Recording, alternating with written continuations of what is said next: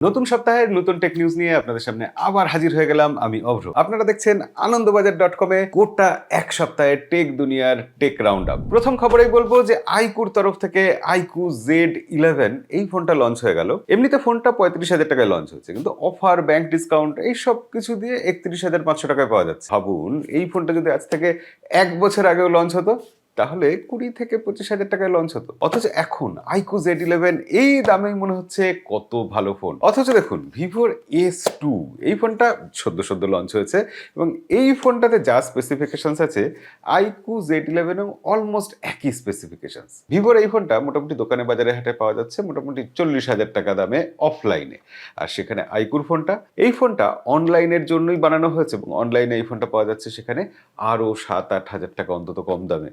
তো সেক্ষেত্রে বলুন, এখন আমাদের এমনই সময় এসেছে যে আমরা ওভার প্রাইসড ফোন সেগুলোকেও ভাবছি বেশ সস্তা ফোন, ঠিকঠাক ফোন নেওয়া যেতেই পারে। ভিভো আইকুর পর এবার স্যামসাং এর কথা চলে আসি। Samsung Galaxy S26 FE fan এডিশনের এই ফোনটা সম্ভবত এই মাসের 27 তারিখ লঞ্চ হতে পারে। দেখুন, স্যামসাং সাধারণত তাদের FE সিরিজের ফোন এই রকম সময়ই লঞ্চ করে। এবার এই ইভেন্টটা রাখা হচ্ছে 27 তারিখ, সেক্ষেত্রে আশা করা হচ্ছে, এবং স্যামসাং যেরকম একটা 3টে ক্যামেরার ছবি একটা স্মার্টফোনের পেছনে এরকম একটা কিছু টিজ করছে দেখে মোটামুটি আন্দাজ করা যাচ্ছে যে Samsung Galaxy S26 FE launch হবে এবং সেই ফোনটা 60 থেকে অন্তত 70,000 টাকা দামে লঞ্চ হবে। এবার ভাবুন, স্যামসাং গ্যালাক্সি S25 FE সেই ফোনটা ডিসকাউন্ট দিয়ে একটা সময় 40,000 টাকায় পাওয়া যাচ্ছে। এবার আপনারা যদি ওয়েট করেন, এক্ষুনি যদি 60-70 হাজার টাকায় S26 AC না কেনেন, তাহলে আবার যখন অফার সিজন আসবে, যখন বিভিন্ন সেল চলবে, তখন এই স্যামসাং গ্যালাক্সি S26 FE এটাই দেখা যাবে 40-50 হাজার টাকায় পাওয়া যাচ্ছে।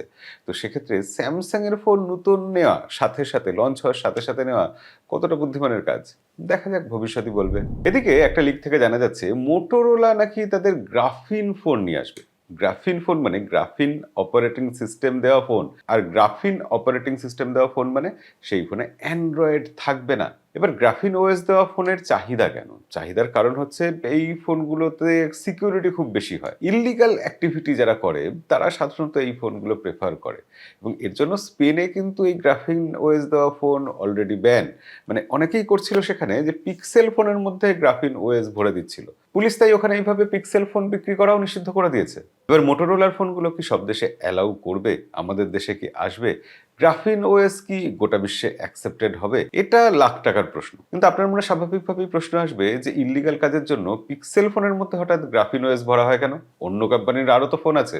দেখুন, গ্রাফিন ফোন চালানোর জন্য তার সিকিউরিটির জন্য আলাদা একটা ডেডিকেটেড চিপ দরকার হয়। পিক্সেল ফোনে যে টাইটান M3 চিপ থাকে, সেই চিপটা এই কাজে হেল্প করে, এবং মোটোরোলা ফোন আনবে মানে তারাও একটা ডেডিকেটেড আলাদা চিপ রাখবে, যার ফলে গ্রাফিন ফোন ট্র্যাক করা পুলিশের পক্ষে খুবই কঠিন।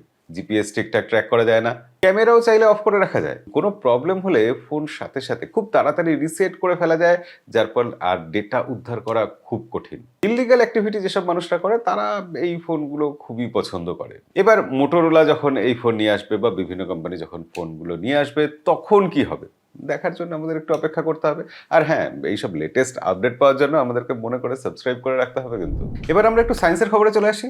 আসলে সায়েন্সের খবরটা বিশাল বড় খবর, গোটা বিশ্বে এ নিয়ে হইচই পড়ে গেছে। Pharma giant Moderna company mark কোম্পানির সাথে কোলাবোরেশনে একটা ক্যান্সার ভ্যাকসিন তৈরি করে ফেলেছে, এবং ট্রায়ালের শেষ স্টেজে এসে এটা যথেষ্ট ভালো ফলাফল দেখিয়েছে, এবং এখনো অবধি যত ক্যান্সার ভ্যাকসিন এসেছে এটাকেই সব থেকে সফল বলা যায়। বিশেষ করে এই ভ্যাকসিনটা মেলেনোমা নামে যে একটা ডেডলি স্কিন ক্যান্সার আছে সেটার উপর পরীক্ষা করা হয়েছে এবং সফল হয়েছে, এবং আশা করা হচ্ছে তারা যে মেথড তৈরি করেছে সেই মেথডের মাধ্যমে ভবিষ্যতে সব রকম ক্যান্সারের বিরুদ্ধেই ফাইট করা যাবে। ফেজ 3 ট্রায়ালে 1100 বেশি মানুষের শরীরের ক্যান্সার কোষগুলোকে ফার্স্টে সরিয়ে ফেলা হয়েছে, এবং তারপর ভ্যাকসিন দেওয়ার পর দেখা গেছে যে নতুন করে ক্যান্সার আর ফিরে আসছে না। এই ভ্যাকসিনের সাইড এফেক্ট খুবই সামান্য ছিল। আপনাদের অনেকেরই হয়তো মনে আছে যে mRNA ভ্যাকসিন কোভিডের সময় তৈরি করেছিল এই কোম্পানি। এই ভ্যাকসিনটাও কিন্তু mRNA বেসড একটা ভ্যাকসিন, এবং এই ভ্যাকসিনটা প্রত্যেকটা মানুষের জন্য ইন্ডিভিজুয়ালি তৈরি করতে হবে। মানে একজন ক্যান্সার পেশেন্টের শরীরে যে টিউমার আছে সেই টিউমারের মিউটেশনকে টার্গেট করে এই ভ্যাকসিনকে রেডি করা হবে। আশা করা যাচ্ছে 1-2 বছরের মধ্যেই এই ভ্যাকসিনটা কমার্শিয়ালি সব জায়গায় অ্যাভেলেবেল হয়ে যাবে এবং সাকসেসফুল হবে। দেখা যাক ভবিষ্যতে কি হয়। দেখুন, আইফোন 17-এ একটা নতুন জিনিস আমরা দেখেছিলাম, ক্যামেরার সাইজ 1:1 মানে স্কোয়ার হয়ে গেছিল। ক্যামেরার সেন্সর এরকম স্কোয়ার হয়ে যাওয়ার ফলে আমরা ফোনের ফ্রন্ট ক্যামেরা দিয়ে চাইলে ইচ্ছা মতো ভার্টিক্যাল ভিডিও বা হরাইজন্টাল ভিডিও রেকর্ড করতে পারতাম। ফোনকে এরকম বা এরকম ভাবে আর ঘোরাতে হতো না। এবার স্বাভাবিকভাবেই অ্যাপেল কিছু করেছে মানে অ্যান্ড্রয়েড কোম্পানিগুলো তো আজ না হোক কাল সেটা করবেই। এখন যথারীতি প্রতিটা অ্যান্ড্রয়েড কোম্পানি এটাকে কপি করার চেষ্টা করছে। এবার হ্যাঁ, বড় বড় যেসব ব্র্যান্ড আছে তারা এটা প্রথমে নিয়ে আসবে, এটাই স্বাভাবিক ব্যাপার, এবং তাদের ফ্ল্যাগশিপ ফোনে এটাকে কপি করবে সেটাও আশা করা যায়। কিন্তু অদ্ভুত ব্যাপার দেখা যাচ্ছে না, প্রথম কোনো ফ্ল্যাগশিপ ফোনে নয়, ওপো তাদের রেনো সিরিজের ফোনে মানে মিড বাজেটের ফোনে প্রথমবার এই ধরনের সেন্সার নিয়ে আসছে ক্যামেরাতে, এবং সেই সেন্সার হবে 64 মেগাপিক্সেলের। ওপোর ফ্ল্যাগশিপ ফোন মানে ফাইন্ড এক্স সিরিজের ফোন, সেক্ষেত্রে ফ্ল্যাগশিপ ফোন বাদ দিয়ে তারা হঠাৎ মিড বাজেটের রেনো সিরিজের ফোনে কেন এরকম সেন্সার নিয়ে আসছে, এটা বেশ একটা কৌতূহল তৈরি করেছে সবার মনে। ইউনিট্রি কোম্পানি চীনের প্রথম হিউম্যানয়েড রোবট কোম্পানি হিসাবে তারা স্টক মার্কেটে লিস্টেড হলো এবং প্রথম দিনই স্টক আকাশ ছুঁয়ে ফেললো। শেয়ারের দাম 460 থেকে 700% পর্যন্ত উপরে উঠে গেছে। মাত্র একদিনে কোম্পানির ভ্যালু হয়ে গেল $50 বিলিয়নেরও বেশি।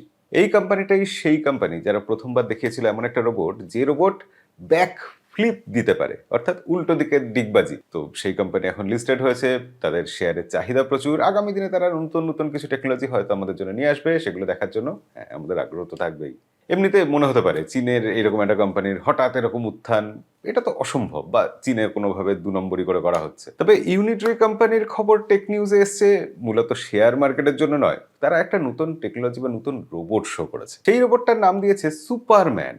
সেই রোবটটা মানুষের থেকেও বেশি উঁচুতে লাফাতে পারে, মানুষের থেকেও বেশি জোরে দৌড়তে পারে 12.66 মিটার প্রতি সেকেন্ডে, অর্থাৎ বোল্টের থেকেও বেশি জোরে। রোবটটা স্থির হয়ে দাঁড়িয়ে আছে, এই অবস্থা থেকেই একবারে 2 মিটার অব্দি লাফ দিতে পারে। ইউনিট্রি কোম্পানি এই রোবটটা মাত্র 3 মাসের মধ্যে বানিয়েছে। এবার ভাবো তাদের শেয়ারের দাম আকাশে উঠবে না?